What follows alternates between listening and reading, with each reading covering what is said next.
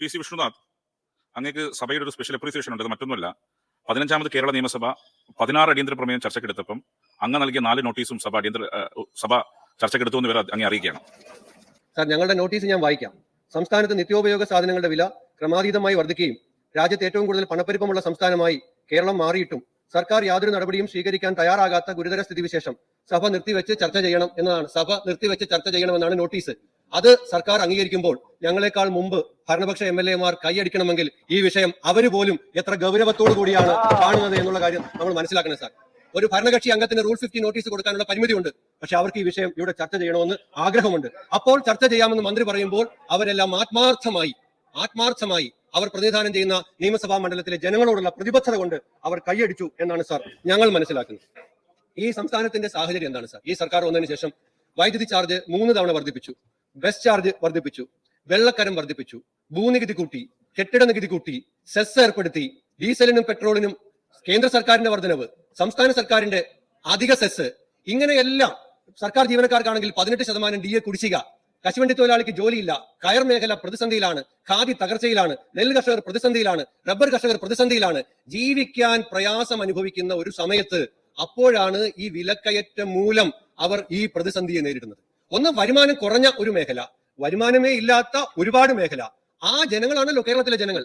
അവരുടെ മുമ്പിൽ ഈ വിലക്കയറ്റ തോതിൽ, ഈ റീറ്റെയിൽ ഇൻഫ്ലമേഷൻ റേറ്റിൽ നമ്മൾ ഇന്ത്യയിൽ 1ാം സ്ഥാനത്ത് എത്തി നിൽക്കുന്നത് കൊണ്ടാണ് ആ ഗുരുതരമായ പ്രശ്നം പ്രതിപക്ഷം നിയമസഭയിൽ ചർച്ച ചെയ്യണമെന്ന് ആഗ്രഹിച്ചത്. നിങ്ങൾ ആവർത്തിച്ച് പറയുന്ന ഒരു കാര്യം ഇവിടെ നിന്ന് യാഥാർത്ഥ്യമായിട്ടുണ്ട്. നമ്പർ 1 കേരളം. CPI-യിൽ നമ്പർ 1 കൺസ്യൂമർ പ്രൈസ് ഇൻഡെക്സ് പ്രകാരം ഈ വിലക്കയറ്റ തോതിൽ നമ്പർ 1 കേരളം എന്ന്. ഒരു മാസമല്ല സാർ, ഇത് ഒരു മാസമാണെന്ന് കരുതണ്ട, ഒരു മാസമല്ല. നോക്കൂ, ജനുവരിയിൽ 6.79, ഫെബ്രുവരിയിൽ 7.31, ജൂണിൽ 6.71, ജൂലൈയിൽ 8.89, ഓഗസ്റ്റിൽ 9. ഒരു ഗവൺമെന്റിനോട് ഞങ്ങളുടെ ചോദ്യം സാർ, ഒരു മാസമല്ല, 2 മാസമല്ല, തുടർച്ചയായി 8 മാസം ഇന്ത്യയിൽ വിലക്കയറ്റ തോതിൽ 1ാം സ്ഥാനത്ത് ഒരു സംസ്ഥാനമാണ് എന്ന് പറയുന്നതിൽ എന്താണ് സാർ പിന്നെ ഗവൺമെന്റ് ചെയ്യുന്നത്? ഒരു മാസം യാദൃശ്ചികമായി സംഭവിച്ചു, നമ്മുടെ നിയന്ത്രണത്തിലില്ലാത്ത സാഹചര്യങ്ങൾ വന്നു. 8 മാസമായിട്ട് ഇന്ത്യയിൽ 1ാം സ്ഥാനത്ത് വിലക്കയറ്റ തോതിൽ ഒരു സംസ്ഥാനം നിൽക്കുകയാണ് സാർ. സാർ, മലയാളിക്ക് ഭക്ഷണത്തിൽ ഒഴിച്ചുകൂടാൻ കഴിയാത്ത ഒരു കാര്യമാണ് വെളിച്ചെണ്ണ.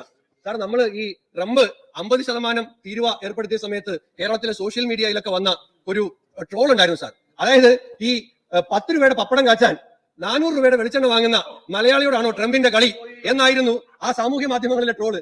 എന്നാൽ ഇപ്പൊ അത് ട്രോളൊക്കെ മാറി സാർ. പപ്പടത്തിന് വെളിച്ചെണ്ണയിലേക്ക് എത്താൻ ഒരുപാട് കാത്തിരിക്കേണ്ടി വരും. പപ്പടവും വെളിച്ചെണ്ണയും തമ്മിലുള്ള സമാഗമം അടുത്തിടെയൊന്നും ഉണ്ടാകാൻ പോകുന്നില്ല, ചുട്ടു തിന്നേണ്ടി വരും, അനന്തമായി നീണ്ടുപോകും സാർ. ഈ 400 രൂപ, 500 രൂപ, 550 രൂപ എന്ന നിലയിൽ നിൽക്കുകയാണ് വെളിച്ചെണ്ണ. കെ ബാബുവിന് അങ്ങ് കൊടുത്ത മറുപടി 2016-ൽ ഈ 13 ഇനങ്ങളുടെ പിന്നെ വിലയും ഇപ്പോഴത്തെ വിലയും അങ്ങ് ഇന്നലെ മിനിഞ്ഞാന്ന് കൊടുത്ത മറുപടിയാണ്. അതിൽ പറയുന്നു, ചെറുപയർ 2016-ൽ 74, ചെറുപയർ ഏത് സപ്ലൈകോയിലെ സബ്സിഡി ഐറ്റമാണ്, ഇപ്പോ 90, ഉഴുന്ന് 66, ഇപ്പോൾ 90, കടല 43, ഇപ്പോ 65, തുവരപ്പരിപ്പ് 65, ഇപ്പോ 93, മുളക് 75, ഇപ്പോ 110.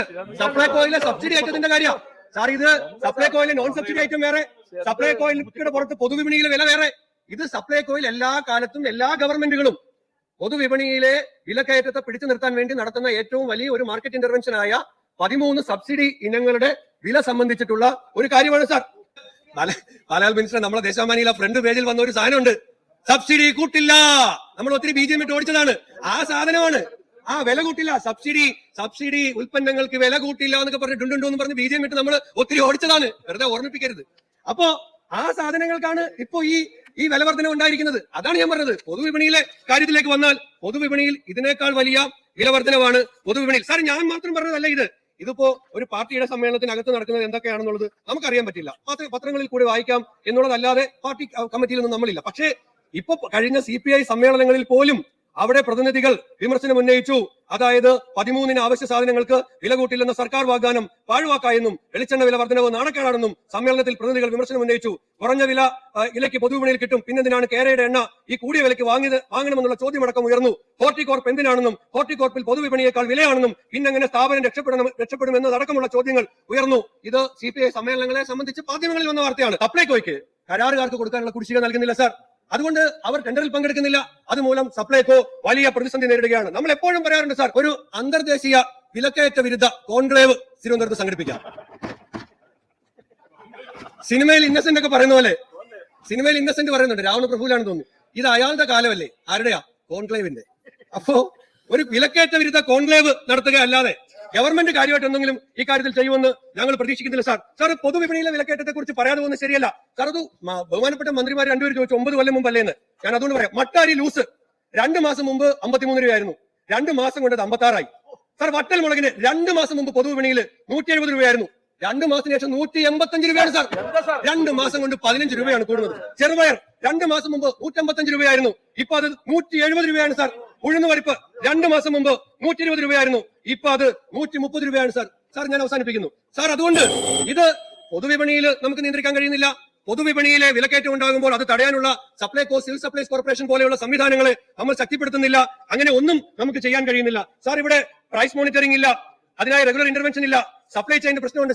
മണി കപ്പൻ എന്നോട് പറഞ്ഞു, നമ്മുടെ മൂന്നാറിലടക്കം ഈ ചെറിയ ഉള്ളിയൊക്കെ വില കുറഞ്ഞിരിക്കുന്ന സമയത്ത് അവരെ അത് വാങ്ങിച്ചിട്ട് കൃത്യമായി സ്റ്റോറേജ് നടത്തിയാൽ വില കൂടുന്ന സമയത്ത് നമുക്ക് അവരെയും സപ്പോർട്ട് ചെയ്യാൻ കഴിയും, നമ്മുടെ ജനങ്ങളെയും സപ്പോർട്ട് ചെയ്യാൻ കഴിയും. അതുപോലെയുള്ള സ്റ്റോറേജ് സമ്പ്രദായങ്ങളൊന്നുമില്ല. PSUസിനെ ശക്തിപ്പെടുത്താൻ ഒരു സംവിധാനവുമില്ല. അതെല്ലാം ഇൻഎഫിഷ്യൻസി അവിടെ കൊടികുത്തി വാഴുകയാണ് സാർ. അതുകൊണ്ട് ഇത്ര രൂക്ഷമായ വിലക്കയറ്റം, അതായത് രാജ്യത്ത് മറ്റ് സംസ്ഥാനങ്ങളെ അപേക്ഷിച്ച് രണ്ടാമത് നിൽക്കുന്ന സംസ്ഥാനം 3.86 ആണ് ഇൻഫ്ലേഷൻ റേറ്റ് എങ്കിൽ നമ്മൾ 9 ആണ് എന്നുള്ളത് ഒട്ടും ആശാസ്യകരമല്ല. ഇക്കാര്യത്തിൽ ജനങ്ങളെ സംരക്ഷിക്കാൻ, ജനങ്ങൾക്ക് ആശ്വാസം വരാൻ കഴിയുന്ന നടപടികൾ സർക്കാരിന്റെ ഭാഗത്ത് ഉണ്ടാകണമെന്ന് ഞാൻ ആവശ്യപ്പെടുകയാണ് സാർ.